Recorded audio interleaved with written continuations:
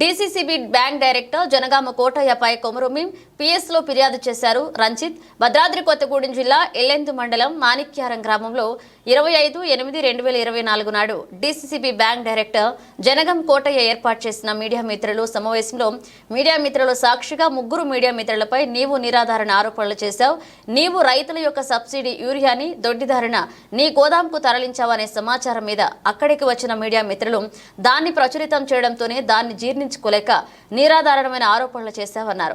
నా పరువు తీస్తారా, మిమ్మల్ని అబాసుపాలు చేయడం కోసం నేను వెనకాడనన్న ఉద్దేశంతోనే నిన్న పాత్రికేయులు ఎదుట ఇష్టానుసారంగా మాట్లాడుతూ యూట్యూబర్ రంజిత్ అక్షిత మీడియా సీఈఓకు పరువు నష్ట దావా నోటీసులు పంపిస్తానంటూ అవహేళన చేస్తూ నన్ను నా ఛానల్ యొక్క పరువు తీసే విధంగా మాట్లాడడమే కాకుండా రంజిత్ సంగతి చూస్తా అని మాట్లాడడం జరిగింది.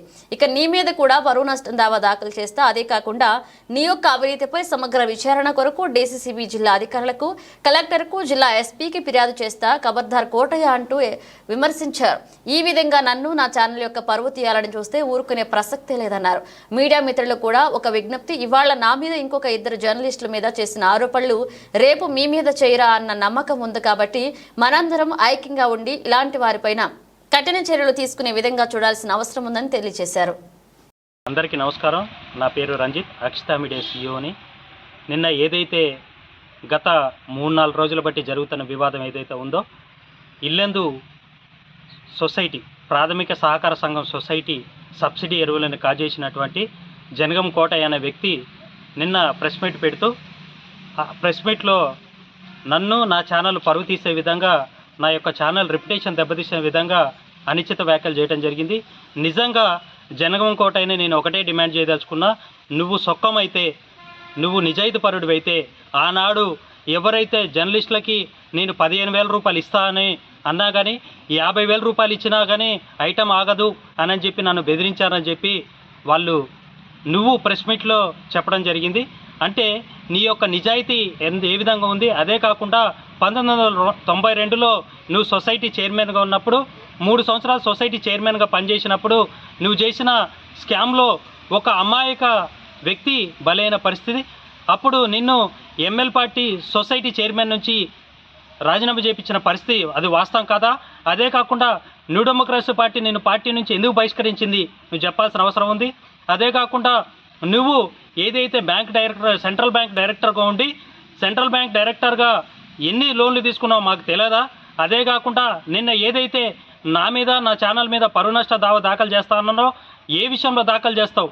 నువ్వు నిజాయితీ పరుడు అయితే ఆ 70 కట్టలకి సంబంధించిన ఏదైతే ఆనాడు నైటు పోలీస్ ఎస్ఐ సోమేశ్వరరావు గారు మీ జేకే ఎంటర్ప్రైజెస్ దగ్గరకు వచ్చి నిన్ను 10 సార్లు అడిగినప్పుడు కూడా ఇందులో నీ కట్టలు ఏమైనా ఉన్నాయనంటే ఏం లేవు, అన్ని తీసపోవని చెప్పిన వ్యక్తివి.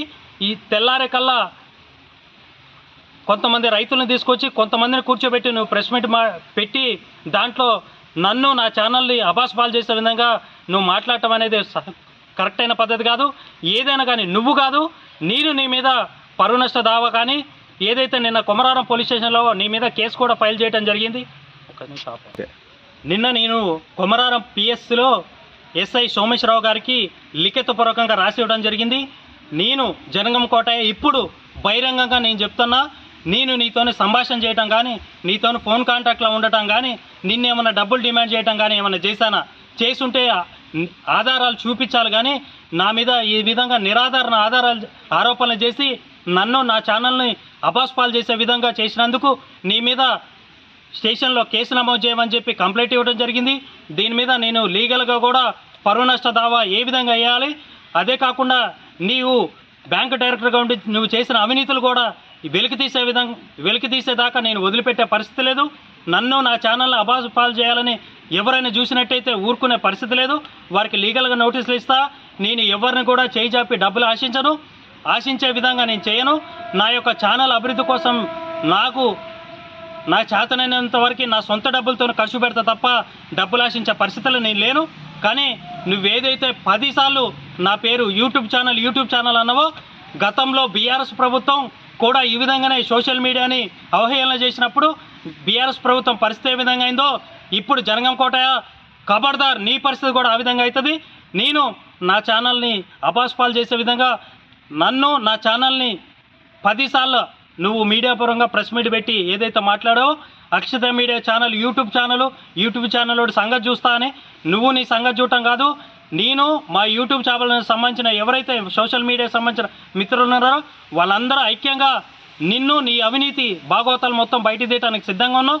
నీకున్న భూమి ఎంత, నువ్వు ఏ బ్యాంకులో ఎంతెంత రుణాలు తీసుకున్నావు, నువ్వు సెంట్రల్ బ్యాంకును పొందినావు,